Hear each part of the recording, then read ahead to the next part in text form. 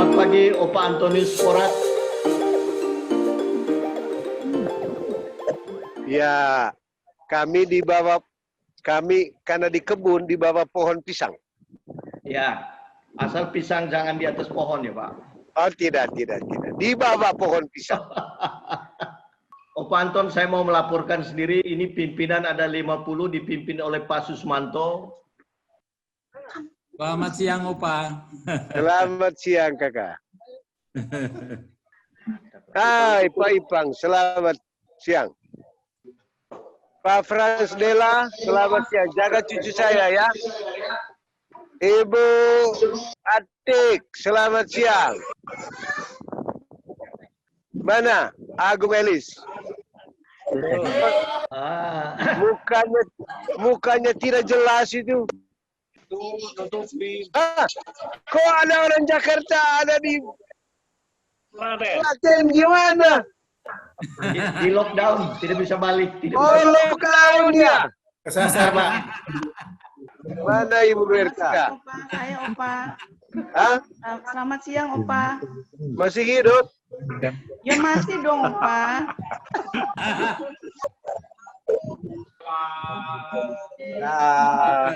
Yayan makin kecil. Hebat. Yayan makin kecil. Ya. Pak Didik, selamat siang. Ibu Mas Agung. Pak Rudi. Selamat siang sama pendek. Iya.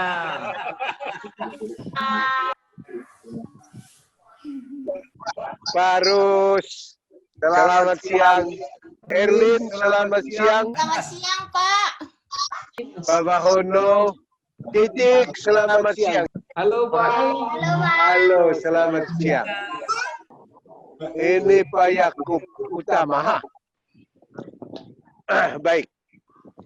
Terima kasih hari ini kita bisa bertatap muka walaupun secara virtual.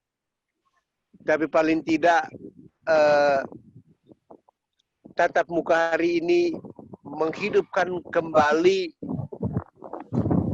kasih dan kerinduan kita yang mungkin sedikit tenggelam selama corona ini. Saya hanya mau mengajak bahwa jangan pernah berhenti berbuat baik.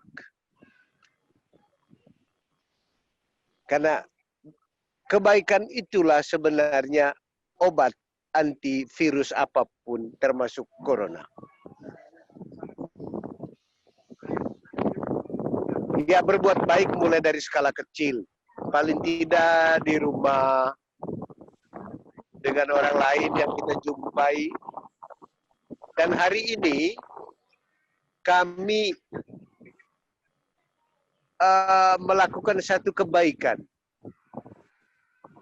di mana banyak orang menjadi sedih karena corona, tetapi kami mengumpulkan sekian banyak mahasiswa untuk menciptakan cahaya kebaikan bahwa corona itu tidak membuat kita harus sedih, tidak harus down, boleh lockdown, tetapi corona itu menjadi satu ajakan baru untuk kita menciptakan sesuatu yang berguna bagi diri sendiri dan bagi orang lain. Hari ini kami, setelah 2 minggu kami bekerja sendiri, mencoba sendiri, berbuat sesuatu, hari ini kami membaginya kepada banyak orang dan kami coba membaginya kepada mahasiswa supaya ya beberapa mahasiswa itu bisa mencukupi kebutuhan sayurnya sendiri.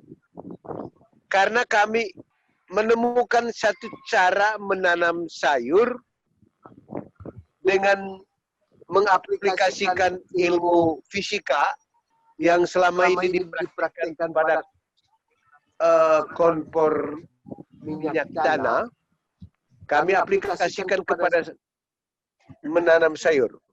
Dan ternyata kami sudah uji coba, ada sayur yang ditanam di dalam botol aqua limbah, tidak perlu disirami sampai dia dipanen. Kemudian kami meningkatkannya menjadi menggunakan wadah paralon dengan sistem yang relatif sama, dan hasilnya dalam 12 hari airnya tidak banyak berkurang, tanamannya segar. Nah, inilah contoh bahwa di tengah corona ini kita masih bisa memperoleh terang, dan terang itulah yang kami bagikan hari ini. Saya mengajak anggota SKK dimanapun, jangan meredupkan terang ini hanya karena corona. Mari kita menunjukkan terang SKK selama corona. Ya, dengan cara masing-masing. Ada yang secara bersama, ada yang secara kelompok, ya. Mulai dari hal kecil sampai hal yang besar. Paling tidak, cahaya yang kita bisa tunjukkan kepada orang lain adalah tidak takut. Tidak takut corona. Termasuk tidak takut mati. Kita semua akan mati. Kenapa takut? Takut hanya karena mati dengan adanya isu corona. Memangnya kalau tanpa corona kita tidak mati? Semua akan mati. Daripada sibuk berpikir tentang corona, berpikir tentang kematian, lebih baik kita mengisi kehidupan kita dengan kebaikan. Kami sudah buat itu selama 3 minggu berturut-turut di Kupang, dan kami menemukan satu model pertanian yang diharapkan membawa cahaya bertani baru, terutama untuk hortikultura bagi kami di NTT yang kekurangan air dan kekurangan tanah. Dengan cara ini kami bisa mengajak masyarakat untuk bisa tidak miskin dengan bertani menggunakan bahan bekas, dan yang berduit bisa menggunakan paralon. Saya merasa bahwa apa yang dibuat ini mungkin menjadi satu alternatif yang paling bagus untuk bertani. Jadi kita isi air di dalam paralon, kita tanam sayur di atasnya, dan dengan air yang kita isi cuma sekali itu, kita bisa panen sayur. Mungkin itu berita gembira yang saya sampaikan dari Kupang, yang barangkali bisa ditiru oleh Solo, Klaten, dan Purwokerto, ya. Menanam sayur, kemudian secara berkelompok kita menunjukkan cahaya bahwa di tengah corona ini masih ada cahaya yang bisa kita bagikan. Itu saja, selamat siang. Dan Bapak Ibu sekalian, ini kesempatan yang baik bagi kita semua. Waktu kita masih sangat banyak. Ya, mari kita menyampaikan sesuatu pertanyaan atau keluh kesah atau harapan kepada Opa.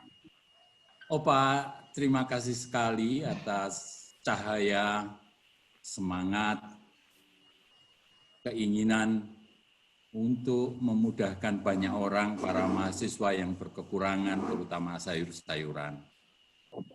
Teman-teman di belakang ini sudah mulai, Pak. Kami sungguh terinspirasi dari Mekon. Kami sudah membuat, saya sudah catat, yang sekarang panen tidak ada yang makan itu tebu.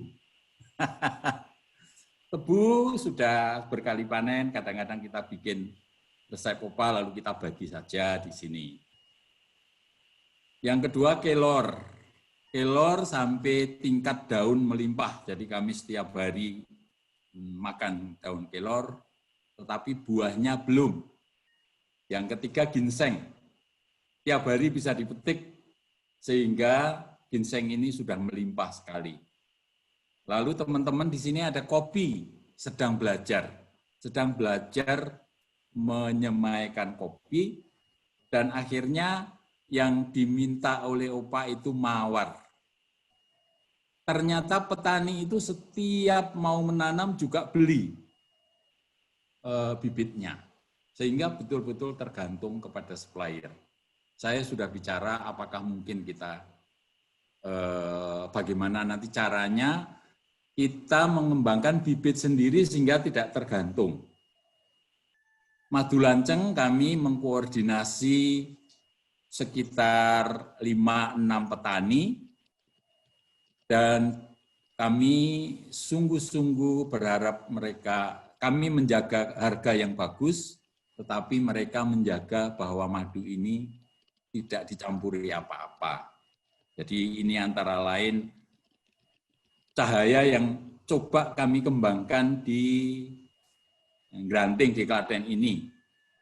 Barangkali itu Opa, saya dari Granting ini kabar menyambung dari Mekon. Begitu Opa, terima kasih. Terima kasih, selamat siang. Opa, ini ada satu pertanyaan dari Francisca Yohana Sri Binas. Ada pertanyaan, Opa, bagaimana teknis menanamnya? Jadi pertanyaannya itu Opa. Lalu apa beda hidroponik dengan cara yang Opa kembangkan di Kupang? Bisa Opa ya? Oke, baik. Yang pertama, Kakak untuk menghidupkan mawar yang ditanam di rumah, kumpul saja daun-daun di sekitar rumah itu, lalu dibenam di sekeliling mawar. Kalau yang lama sudah hancur, tambah lagi. Nanti akan berubah, Kakak. Oh, ya. Oke. Iya. Oke. Sedangkan yang pertanyaan tentang bagaimana cara menanam. Cara menanamnya sebenarnya memadukan secara inovatif hidroponik. Kalau hidroponik itu butuh air, butuh tambahan vitamin khusus, butuh pompa, dan airnya mengalir. Kalau ini tidak. Airnya tergenang.